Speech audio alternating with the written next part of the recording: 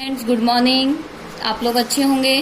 कल हम चैप्टर 2 परमाणु संरचना पढ़ रहे थे। ठीक है, ये आपको सबसे बता दूं बहुत इंपॉर्टेंट वाला चैप्टर है, ये आपको आना चाहिए। इसमें कल हम पढ़ रहे थे परमाणु मॉडल के बारे में। आई थिंक सो आप सबको समझ आ गया होगा परमाणु मॉडल के बारे में। कल इसमें हमने सबसे पहले पढ़ा था थॉमसन का मॉडल या थॉमसन मॉडल पढ़ा था। सेकंड मॉडल हम पढ़ रहे थे, इसमें रदरफोर्ड का परमाणु मॉडल।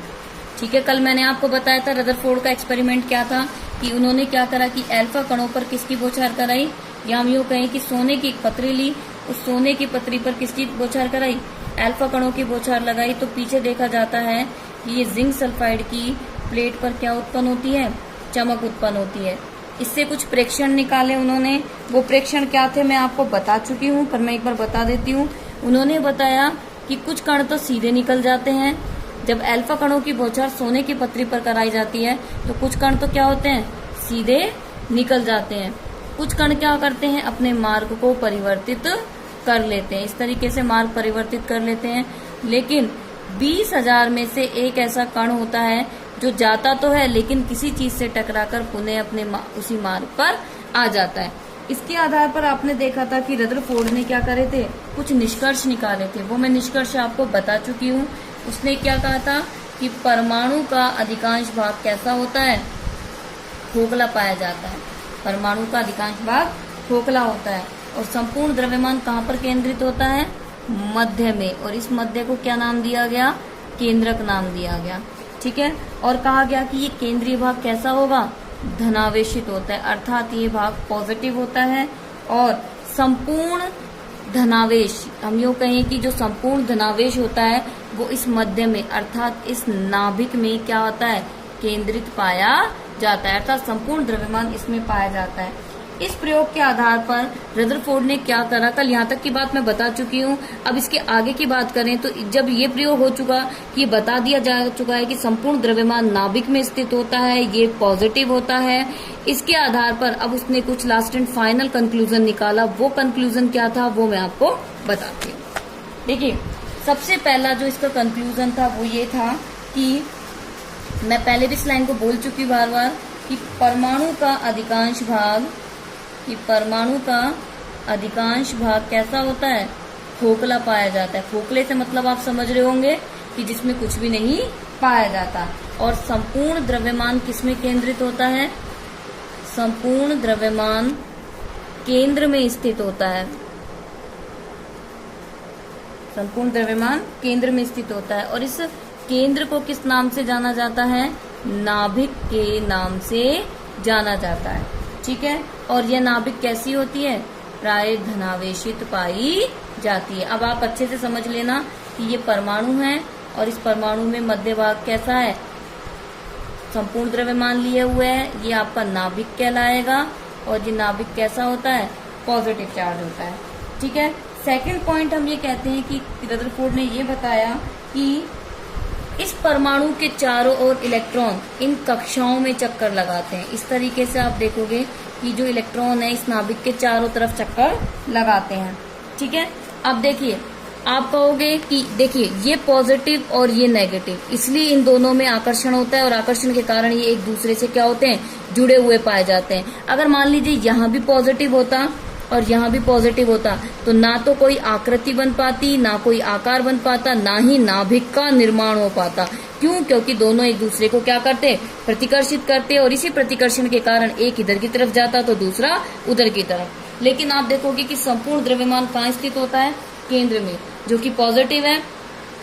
और आप देखोगे कि यहाँ पर क्या होगा, यहाँ पर जो इलेक्ट्रॉन होते हैं वो नाभिक के चारों तरफ चक्कर लगाते हैं और चारों तरफ चक्कर एक निश्चित वृत्ताकार कक्षाओं में लगाते हैं, जिसे हम बोर के मॉडल में पढ़ेंगे कि बोर अपने इस मॉडल में क्या क्या बातें बताता है।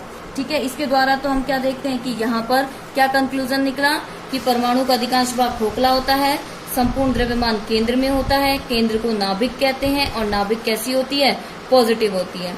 ठीक है, और इसके बाद हमने क्या कहा कि जो इलेक्ट्रॉन्स होते हैं नाभिक के चारों तरफ चक्कर लगाते हैं, यानी कि एक वृत्ताकार कक्षाओं में क्या लगाते हैं, चक्कर। अभी भी किसी को प्रॉब्लम है तो मैं बता देती हूँ कि देखिए अल्फा कण भी धनावेशित थे और आपका नाभिक भी धनावेशित था, इसलिए जो ये कण गया था सीधा प्रतिकर्षण के कारण क्या हुआ, वापस लौट आया। और कुछ कण जाते हैं वो यहाँ से टकराने के बाद अपनी दिशा को क्या कर लेते हैं, परिवर्तित कर लेते हैं। तो मेन ऑफ द पॉइंट अगर आपसे कोई पूछे कि यहाँ ऐसा क्यों हुआ कि 20,000 में से एक कण वापस आया, तो आप कहोगे कि जो हीलियम है या हमारा अल्फा कण है वो भी पॉजिटिव है और हमारी नाभिक है वो भी पॉजिटिव है। तो जब पॉजिटिव पॉजिटिव मिलते हैं तो प्रतिकर्षण होता है और प्रतिकर्षण के कारण ये एक दूसरे से दूर दूर जाते हैं, क्योंकि समान आवेश एक दूसरे को प्रतिकर्षित और विपरीत आवेश एक दूसरे को आकर्षित करते हैं। ठीक है, अब हम देखते हैं कि ये मॉडल तो दे दिया गया, लेकिन आपको पता है कि हर मॉडल में कुछ ना कुछ कमियां पाई जाती हैं। ठीक है, अगर यही मॉडल सही होता तो शायद आज तक रदरफोर्ड का ही मॉडल चलता, हमें जरूरत ही नहीं पड़ती आगे पढ़ने की। लेकिन इस मॉडल में क्या थी, कुछ कमियां थी। इस कमियों को दूर करने के लिए हमें और नए दूसरे मॉडल को अपनाना पड़ा। अब इस मॉडल की कमियां क्या थी, वो कमियां मैं आपको बता देती हूँ। सबसे पहले इस मॉडल की हम कमी की बात करेंगे, क्योंकि देखिए कोई भी चीज अपने आप में परफेक्ट नहीं होती। आज मैं हूं तो हो सकता है कि मुझ में भी कुछ ना कुछ कमियां हैं, आप हैं आप में भी कुछ ना कुछ कमियां हैं। जैसे आपको मीठा बहुत पसंद होगा, पसंद है या नहीं है, तो इस तरह के सबकी कुछ ना कुछ कमियां होती हैं और पर कमियां किसी को बतानी नहीं चाहिए अपनी। ठीक है, तो लेकिन हमें यहाँ इसकी कमी पता होना चाहिए ताकि हम इस कमी को दूर कर सकें और हमारे दूसरे मॉडल की तरफ चल सकें। तो देखिए इसकी कमी क्या क्या है। सबसे पहले ही देखिए, ये रदरफोर्ड का सिद्धांत यह बताने में असमर्थ रहा था कि जो इलेक्ट्रॉन्स होते हैं, ये नाभिक है, ये इलेक्ट्रॉन नाभिक के चारों तरफ चक्कर कैसे लगाते हैं। पहली बात ये क्लियर ही नहीं कर पाया था ये मॉडल कि जो नाभिक के चारों तरफ इलेक्ट्रॉन होते हैं वो किस तरीके से चक्कर लगाते हैं, अर्थात इनमें निरंतर ऊर्जा में कमी होगी या नहीं होगी, क्या होगा, इन सारी बातों को ये सिद्धांत अभी प्रूफ नहीं कर पाया। तो पहला हमारा ये सिद्धांत, ये कमी, इसकी सबसे बड़ी कमी यह थी कि यह नहीं बता पाया कि इलेक्ट्रॉन किस प्रकार व्यवस्थित होते हैं, अर्थात इलेक्ट्रॉनों की व्यवस्था इस प्रकार की पाई जाती, अर्थात इनके व्यवस्थित होने का कोई क्रम पता नहीं था। ठीक है, सेकंड पॉइंट ये कहता है कि रदरफोर्ड ने बताया कि जो इलेक्ट्रॉन होते हैं वो नाभिक के चारों तरफ चक्कर लगाते हैं। इलेक्ट्रॉन नाभिक के चारों तरफ चक्कर लगाते हैं।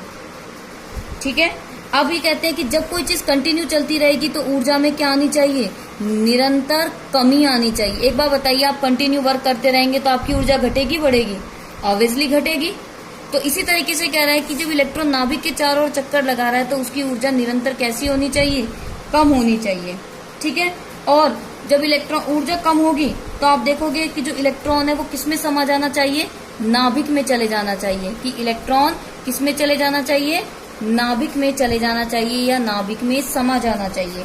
लेकिन ऐसा नहीं होता है और इस बात को रदरफोर्ड स्पष्ट नहीं कर पाया था कि जब इलेक्ट्रॉन नाभिक के चारों तरफ चक्कर लगाता है तो उसकी ऊर्जा में निरंतर कमी होनी चाहिए। लेकिन ये जो कमी होती है, इस कमी के कारण ये जो इलेक्ट्रॉन्स हैं जो आपको बाहर की तरफ दिख रहे हैं, ये इस नाभिक के अंदर चले जाने चाहिए, लेकिन ऐसा नहीं होता है। यही इस सिद्धांत की सबसे बड़ी कमी थी जो कि हमें बता नहीं पाई कि ऐसा क्यों होता है।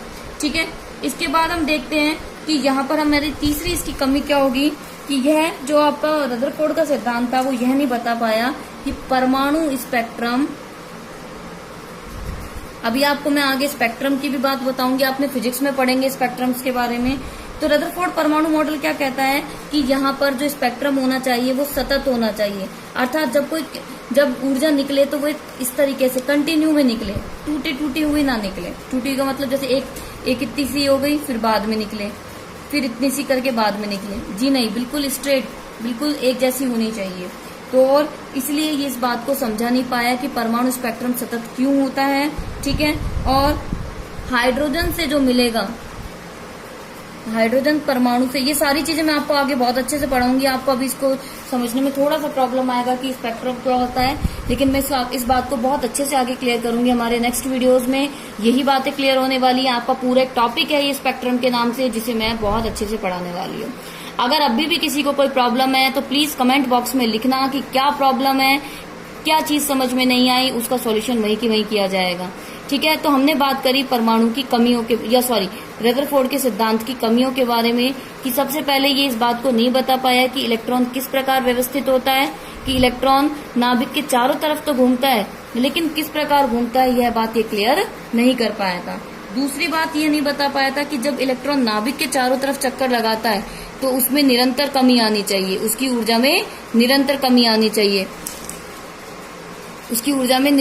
आनी चाहिए, लेकिन और इस कमी के कारण या तो इलेक्ट्रॉन नाभिक में समा जाना चाहिए था, लेकिन ऐसा नहीं होता है। और क्यों नहीं होता है इस बात को यह प्रूव नहीं कर पाया था। मैं आपको इसका रीजन बता देती हूँ।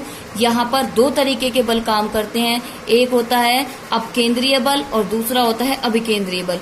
यही बल होता है जो इन्हें क्या करने में सहायता करता है, व्यवस्थित करने में सहायता करता है, जिसे मैं बोर मॉडल में समझाना चाहती हूँ। मैं इसको अभी नहीं बताना चाहती थी, लेकिन मैं आपको बता दूं, बहुत से बच्चों के मन में होगा कि ऐसा क्यों होता है कि इलेक्ट्रॉन नाभिक के चारों तरफ घूमता रहता है। तो इसमें दो तरीके के बल काम करते हैं, एक तो अभिकेंद्रीय बल और दूसरा अपकेंद्रीय बल, जो एक दूसरे को बैलेंस करते हैं। इसलिए ना तो इलेक्ट्रॉन नाभिक में समाता है, ना ही नाभिक इलेक्ट्रॉन में समाता है।